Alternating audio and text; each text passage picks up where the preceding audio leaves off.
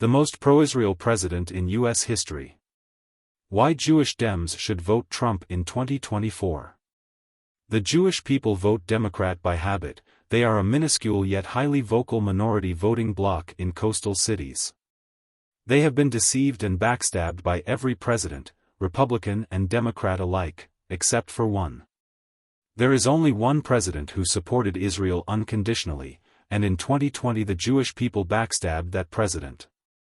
They failed to turn out to vote for him, 25% in 2016 to 29% in 2020. 2024 is an opportunity for redemption. An opportunity to break free of the shackles of the Democrat Party and prove to the world that we are free thinkers, literate people competent inside the voting booth. To be fair, publicly supporting Israel, until recently, was always bipartisan. However, it takes a president with great courage, in Yiddish, chutzpah, guts, to stand up to America's reliably anti-Israel State Department and intelligence blob. According to journalist Eitan Gilboa, Harvard alumnus and Bar-Ilan professor, a clear majority, 55%, of Israelis approve of Trump. 2019, Pew. A recent Channel 12 poll found that 58% of Israelis would vote for Donald Trump, while just 25% would vote for Vice President Kamala Harris. 17% said they didn't know who they would choose. Aria, Michael 2024. These numbers would be higher if the country had not become so politically polarized by the issue of judicial reform. Ranking Trump's Israel accomplishments. May 2018 Iran nuclear deal withdrawal. This one is first both chronologically and is the most important. This deal created an unprecedented state of emergency inside Israel. This pullout was applauded by every country in the region. Had Trump not defunded Iran, they could have acquired a nuclear weapon by now. This led directly to the Abraham Accords. Abraham Accords. Once Trump terminated the deal, Iran was in a race against time to enrich uranium. Once Israel normalized relations with Bahrain and the UAE via the Abraham Accords, a budding Jewish-Sunni coalition between Israel and Saudi Arabia threatened Iran's regional dominance. Had Trump won in 2020, Saudi Arabia would have joined the Abraham Accords and peace would have broken out in the region. The embassy moved from Tel Aviv to Jerusalem. Recognition of Jerusalem as Israel's eternal capital created peace through strength. Trump was the first president to start no new wars. Golan Heights recognition. On March 25, 2019, Trump signed a proclamation stating that the United States recognizes that the Golan Heights are part of the State of Israel. The Golan Heights was annexed a long time ago. Aside from its historical significance, the Golan Heights is a national security necessity due to its unique topography. Trump cut the annual U.S. aid to the Palestinian Authority, PA, by $500 million and canceled all of UNRWA's annual funding, $250 to $400 million. Most of the former are sent to the families of imprisoned terrorists, while much of the latter was spent on anti-Israel media propaganda and Gazawood productions like October 7. Trump also closed the PA's, formerly PLO, office in Washington. 2019 UNESCO pullout. Despite being far more pro-Israel than Ronald Reagan, Donald Trump is projected to receive merely the same share of the Jewish vote as he did. This is unacceptable. Donald Trump was treated very badly by the Jewish community in 2020 when he failed to make substantial gains amongst Jewish voters. However, in 2024 Trump's approval rating is at an all-time high and the question becomes, will Jewish voters rise to the occasion on November 5 and put policy record above their perceptions of Trump's alleged character defects? Ronald Reagan received 40% of the Jewish vote, but he was a fair-weather friend to Israel at best. He claimed to be concerned about civilian casualties in Beirut during the First Lebanon War. However, most of these casualties were due to a Syrian Christian insurgency. Nevertheless, Israel was unfairly blamed by the international community for not being the world's policeman. The crimes against humanity the Arab Phalangist militia committed at refugee camps Sabra and Shatila can only be described as a sadistic perversion of Christianity. Rather than coming to Israel's defense, Reagan, like Biden, issued an arms embargo on Israel. He even blamed Israel in a letter to Menachem Begin, stating the relationship between America and Israel is at stake. In a phone call, Reagan told Begin he was responsible for a Holocaust in Beirut. There is no doubt in my mind that Sabra Shatila was the first PR failure in a trend that continues to the present day. Since then, Israel's inability to minimize civilian collateral damage has been disproportionately scrutinized, and this has resulted in a series of good faith concessions from Israel, e.g., the 2005 Gaza withdrawal. Israel has been so scrutinized that many have forgotten that Israel only fights defensive wars.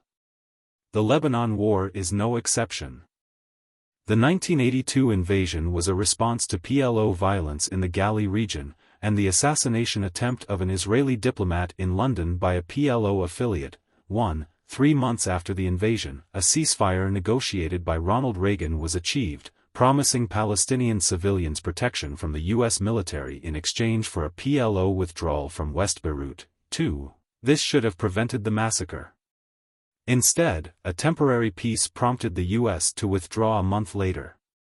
4 days later, Bashir Gemayel, the president of Lebanon, was assassinated, and Israel surrounded Sabra and Shatila despite U.S. condemnation. While the assassin may have acted alone, Israel estimated at least 2,000 combatants were now in violation of the ceasefire agreement. 3. At the time of the assassination, Israel and the Phalangists accused the PLO, despite them having claimed no responsibility for the attack. Only later was the assassin discovered to be a Christian Maronite affiliated with the Syrian Social Nationalist Party. 4. Nevertheless, the assassination inspired a 3-day rampage by the Phalangists against the civilian population of Palestinians. Yaki 2022. Not only did Reagan cancel the shipment of weapons to Tel Aviv due to the Sabra and Shatila quagmire, he also suspended the shipment of F-16s to Israel after the Osirak reactor bombing. 2 decades later, many would blame Netanyahu's suggestion of regime change in Iraq for the ill-fated invasion of Iraq under false pretenses. But that doesn't mean that Saddam had not been in pursuit of WMDs. The June 1981 airstrike was not the first hostile act aimed at stopping Iraq's nuclear program. National Security Archive. Unlike Reagan, Trump is the only truly pro-Israel president in our nation's history. This claim is not very difficult to fact-check unless you have been duped by The Atlantic and believe that Biden or Obama is more suited to the title. However, both pursued a disastrous Iran deal, the former via cutouts like Robert Malley, which resulted in October 7, and the latter whose Iran deal resulted in the largest Mossad data harvest and sabotage of Iranian nuclear facilities in history.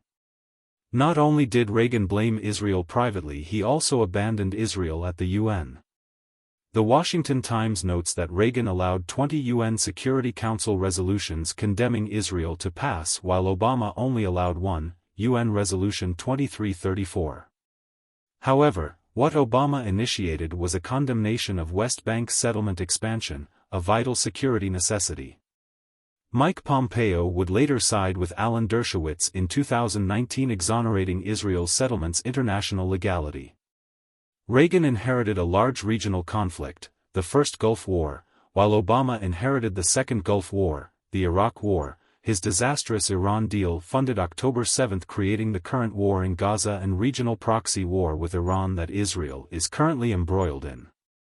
According to the Washington Times, only Biden defended Israel's Lebanon war, but neither Biden nor anyone else condoned Israel's West Bank expansion. 5 months ago, the Washington Times reported that aside from verbal condemnation, Biden is unwilling to halt weapons shipments to Israel. This reporting is patently false. The fake news liberal MSM is having a coping session. They have been duped by the Gazawood spectacle in Gaza and the Pallywood spectacle in the West Bank. In fact, the Biden administration has halted weapons and ammunition to pressure Israel from going into Rafah. Had Israel listened, Yahya Sinwar would still be alive. The American people are impatient, and rightly, so they want this war off their television. Furthermore, as I write this article, A new leak fresh on the heels of a series of leaks detailing sensitive Israeli intelligence was leaked from the Department of Defense via Iranian cutout Ariane Tabatabai intended to delay Israel's response to Iran's last rocket bombardment. To clarify, Biden is not consciously trying to emulate Reagan. He has Parkinson's disease and is hardly conscious anyway. He is simply listening to his radical left campaign advisors who are trying to appease low-propensity voters on college campuses and a minuscule voter bloc in Dearborn, Michigan. Since at least the summer of 2024, Israel has cut off most intelligence sharing with this treasonous administration as Israel reshapes the map of the Middle East. But what of Martin DeCoro of the Washington Times? We need not look further than his X account. Not unlike Reagan, he places the blame on Ariel Sharon and the failure of American diplomacy to exert pressure. He has joined the growing choir of voices bemoaning Israel's West Bank expansion, i.e. biblical Judea and Samaria. I lived in the West Bank in Area C, Ariel, for 12 months. I can tell you that his podcast HAIH, History as It Happens, should be renamed to Hating All of Israel's History. DeCoro's dispassionate and concise reporting of revisionist history is the same song and dance of even-handedness that NPR, the NYT, and Haaretz have adopted. The Democrat Party used to be more supportive of Israel due to AIPAC and the voting bloc through the 1940s to 1990s. Bill Maher not only acknowledged a post-Trump political realignment last week, he admitted that the left is also in a very different place with free speech today than it used to be. This was a shock to Joe Scarborough, but it has been obvious to anyone paying attention. Any protester or social media account holder right of center can be arrested and sent to prison for misinformation/disinformation in Europe and South America. The State Department's collaboration with the EU via the Digital Services Act is a plot to shut down Rumble and X. Even after Benjamin Netanyahu's rise to power, Jews continue to overwhelmingly vote Democrat. There is no doubt in my mind that Bibi's heart has softened with age, and he has become quite liberal. Most Israelis criticize Bibi from the right and most Americans from the left. Regardless of what you think of Bibi's foreign policy, you have to admit that Bibi's domestic policy saved Israel. Bibi understood the invisible hand. He single-handedly brought capitalism to Israel. Without free markets, Israel would be in a very different place today. Biden's backstabbing and projections of American weakness have more in common with Jimmy Carter than any other president. Carter was elected in 1976, with 71% of the Jewish vote. Carter failed to resolve the Iranian hostage crisis until after Reagan was sworn in, and his stagflation probably caused this share to decline to 40%. Carter and Begin's forfeit of the Sinai Peninsula at Camp David was worse for the region than anything Reagan did, and there is no evidence that giving these Arabian petrostates more oil encourages innovation. But Jimmy got his photo op. I blame Begin's leadership more than I blame Carter. At the time, Israel's leaders would concede almost anything for peace with Egypt and Jordan. In 2024, hindsight is 20/20ths. Israel's tendency to enrich her neighbors after getting clocked in an unprovoked attack is the ultimate form of political cuckery. Land for peace is the polar opposite of peace through strength, and its ramifications have resulted in a much smaller and fragmented Israeli sovereign territory. Most Jews, especially American ones, supported Land for Peace and the opportunistic peace treaty photo ops that came with it.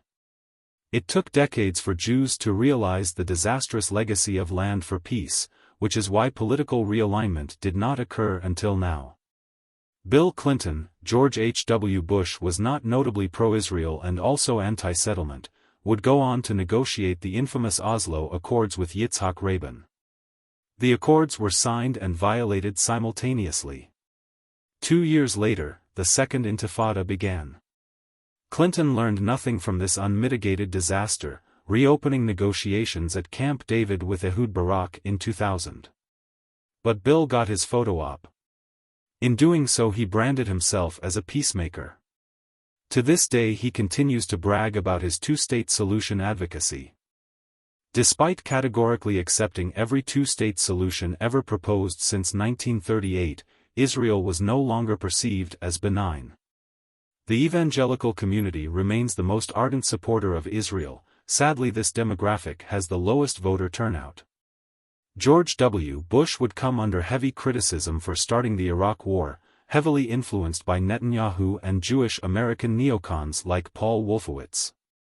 The Obama Revolution was in part a backlash to neocon warmongers like Dick Cheney. Obama would go on to invent the term, the blob, to describe the gooey and alien nature of the nebulous and mysterious deep state, unelected officials who are even more powerful than the president. Because the blob is orthogonal to right and left, finding itself propping up one side or the other in conflicts global and domestic, the rise of the blob resulted in a backlash. In 2012, Obama's re-election shattered the Overton window. At the same time, Snowden and Assange had to flee to Europe and Russia to avoid extradition for exposing the blob. All of this triggered an orthogonal populist revolution in 2016. An outsider populist candidate was elected, arriving in D.C. without a Rolodex. The blob immediately surrounded him, bogging him down with a Mueller investigation and warmongers like John Bolton and Mark Milley. According to Mike Benz, from 1991 to 2012, the blob was on the side of free speech because the internet was still new. The Arab Spring, fueled by CIA back channels, became the darling of the MSM.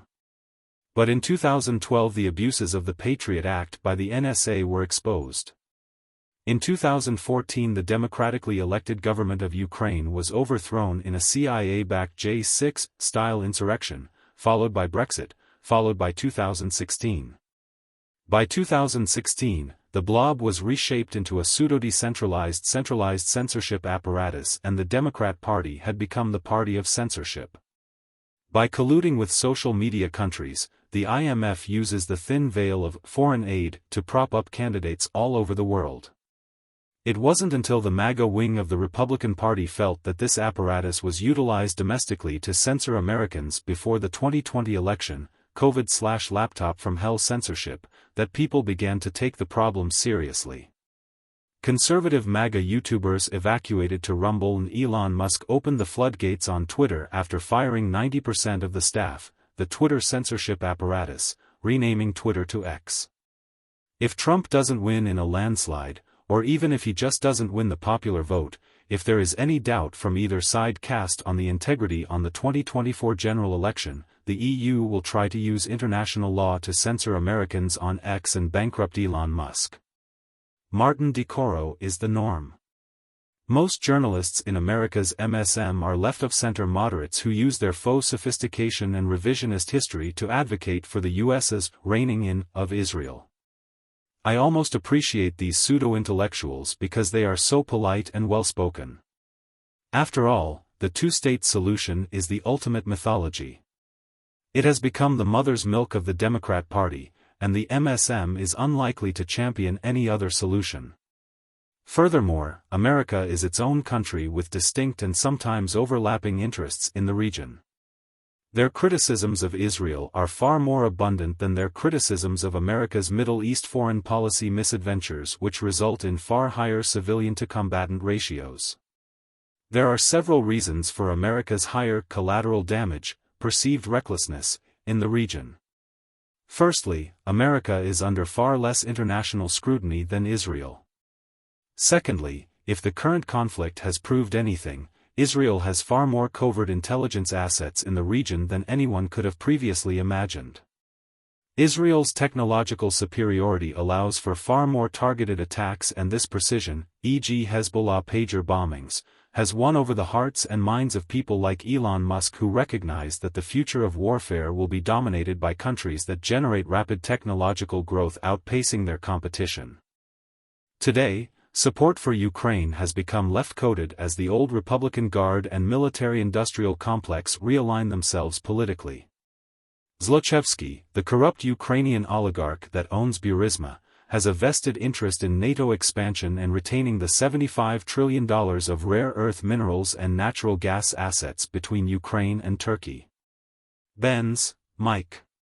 Eastern Europe has significant reserves of natural gas and rare earth minerals, although the latter are not yet mined commercially in the region. FOIA requests reveal that in 2016 Hunter Biden lobbied the U.S. government to secure a lucrative energy contract for Burisma. Hunter had been a board member since 2014, a blatant conflict of interest. An investigation did not begin until *2019*. According to the Senate Oversight Committee, access to relevant documents and testimony has been persistently hampered by criminal investigations, impeachment proceedings, COVID-19, and several instances of obstructive behavior. Shkak.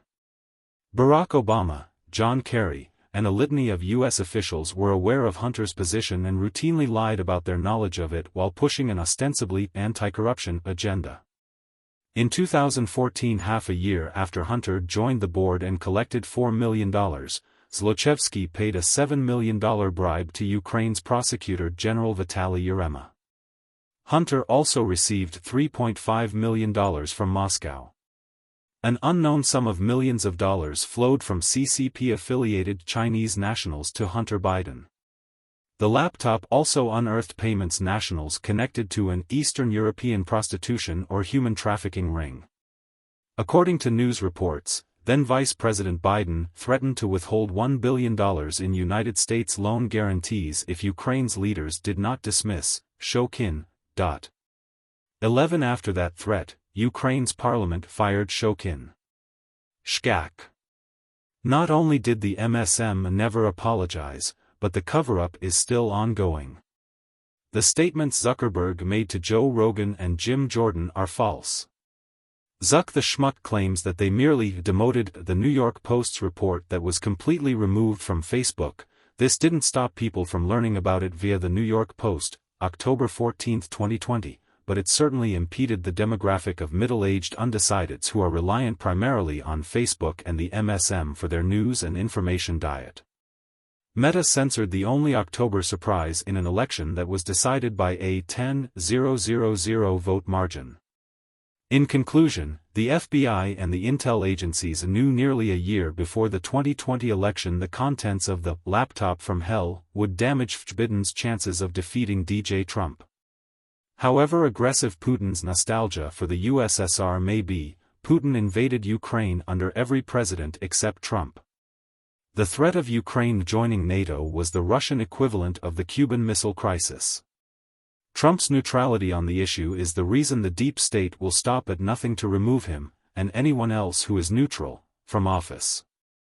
In 2021, a CIA-backed coup d'état replaced the neutral president of Pakistan with a sufficiently anti-Ukraine president. These replacements are groomed under the auspices of foreign aid.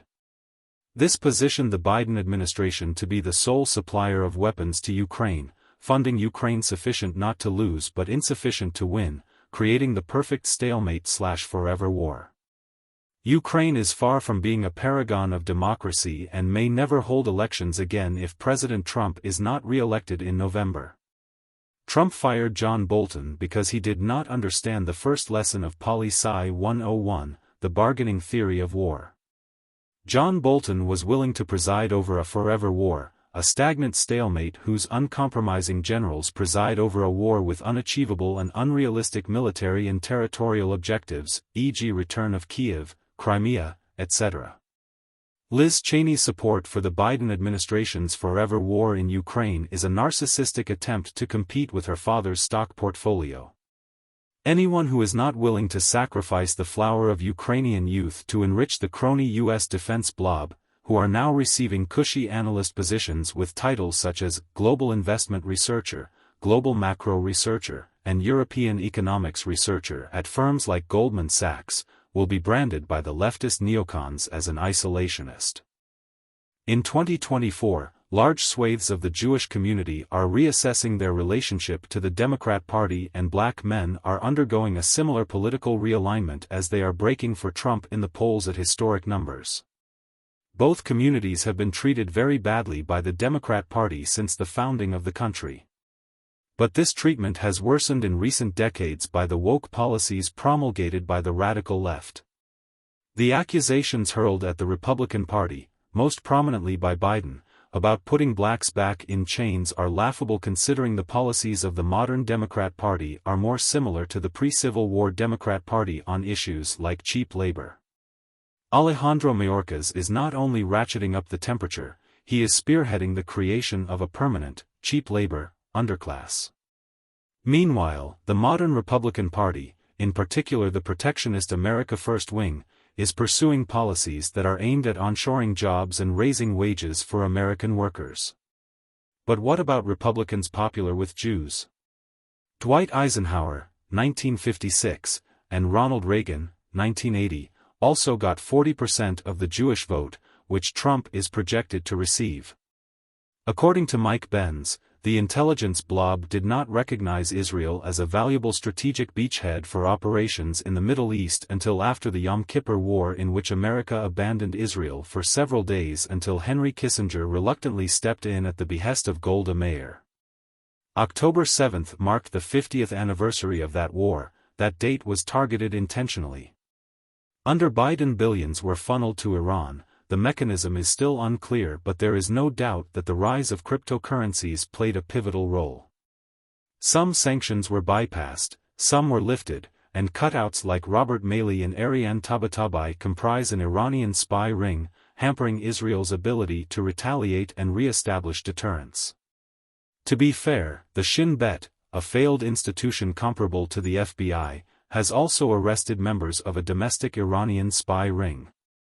90% of Hamas's funding comes from Iran, making Iran the primary funder of the deadliest attack on the Jewish state since the Holocaust.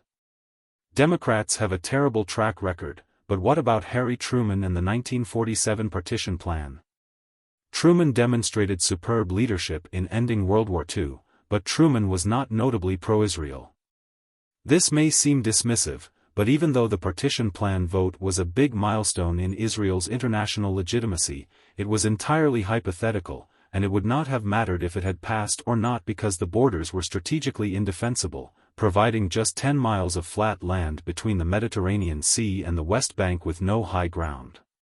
The Suez Crisis receives little to no attention. At best it is usually glossed over because it exists between the 1947 Independence War and the 1967 Six-Day War. However, I think it is necessary to dissect because it provides context to other conflicts between America and Israel, like the USS Liberty accident, 1967. England and France joined Israel to regain control of the Suez. The US, the UN, and the Soviet Union sided with Egypt. Eisenhower threatened the UK's pound sterling with a massive sell-off and to defund the UK's IMF funding, choking them off financially and prompting currency devaluation. Unfortunately for Israel, Nasser regained control of the Gaza Strip and the Sinai Peninsula until 1967.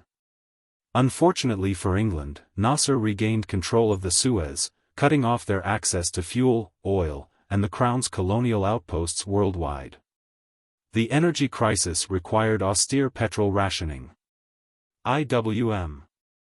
Eisenhower, at the behest of his Secretary of State, pursued a policy of even-handedness, whose cascading effects on British colonial power emboldened the USSR in the Cold War as the USSR became a natural ally of Egypt and the other Arab states.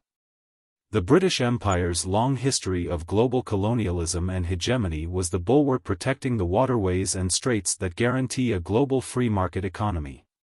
But Egypt seized the Suez and closed the Straits of Tehran, another important trade route. Israel attacked and the British and the French piled on. Khrushchev threatened nuclear war, prompting Eisenhower to threaten sanctions. After World War II, the U.S. was the only major power left standing and chose to de-escalate the conflict by temporarily crippling Israel and England, who a decade earlier had just finished fighting each other. Giving the Suez back to Egypt was the fastest way to reopen it. According to Mark Levin, Ronald Reagan invented peace through strength. As a member of his administration, Levin claims that Reagan was a military genius. But what about his relationship with Yitzhak Shamir and Shimon Peres? The prevailing foreign policy at the time both in the US and in Israel was to pursue a policy of even-handedness. Reagan's Iran-Contra play was classic blob tactics. he was either naive of the blob's methods or would do anything to save his people. In conclusion, it appears that Donald Trump is the only president who has offered the modern state of Israel unconditional support without caving to the intense pressures exerted by the blob. His willingness to fire John Bolton and court-martial Mark Milley, if re-elected, demonstrates his foreign policy prowess as a freethinker. However, Trump can only do so much. The forces of the blob are far stronger than Trump. Trump will have to make concessions and moderate in order to appease the blob and stymy the flow of overt attempts on his life. We only know about Ryan Routh because the FBI did not have time to scrub his socials before ex-users' data mined everything. The Thomas Crooks data was scrubbed more quickly, but they missed an important video. A bounty narrative was constructed to target the Iran hawks on the right to shut down any investigation. Both Crooks and Routh are radical leftists, but the former was trained and positioned by the FBI and/or DHS while the latter was a CIA cutout.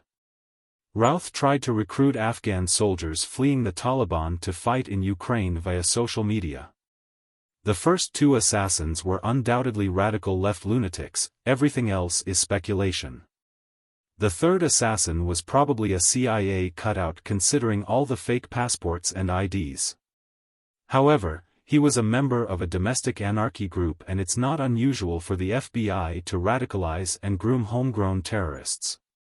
To be fair, the FBI used to be a noble institution. Before the FBI went woke, agents were apolitical, i.e. they kept their political affiliations private, because they served in one of the most important roles in the executive branch and had the self-respect to stay above the fray. The legacy of James Comey and Robert Mueller was to wokeify the FBI. Ever since the FBI went woke, it has failed as an institution and no one has been willing to take on the issue until recently. Unfortunately, aside from Jim Jordan and Marjorie Taylor Greene, most Republicans willing to take on the issue are former FBI agents and former State Department officials. Congress should have defunded the FBI long ago. Congress does not have the power to make arrests. The Durham report confirmed what we already knew. The Mueller investigation was entirely political, which explains why these activist agents were commenting on it constantly. The J6, largest ongoing in history, and Hunter Biden investigations were kept on the down low. Agents refused to comment on an ongoing investigation. While the enemy from within, Shifty Adam Schiff, Jake Sullivan, Antony Blinken, continues to ratchet up the temperature with hoaxes, they blame Trump's rhetoric for the assassination attempts that they themselves continue to inspire via Orange Hitler rhetoric and fund directly via Congress. In conclusion, historians will judge whether America's policies of even-handedness in the name of de-escalation emboldened our enemies and sabotaged deterrence. The notion that Israel is America's attack dog in the region that must be reined in is insulting and asinine given Israel's superior track record of minimizing collateral damage via advanced technological and intelligence assets in the Middle East.